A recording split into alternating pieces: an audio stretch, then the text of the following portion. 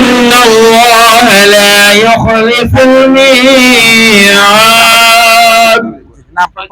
হে আমাদের প্রতিপালক, নিশ্চয়ই আপনি এমন একদিন সকল মানুষকে একত্রকারী যার মধ্যে কোনো সন্দেহ নাই।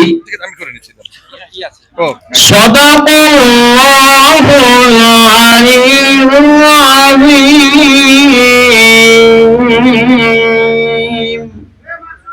আল্লাহ has told the truth, মহান আল্লাহ রাব্বুল আলামিন সত্য বলেছেন। আসসালামু আলাইকুম ওয়া রাহমাতুল্লাহি ওয়া বারাকাতুহু।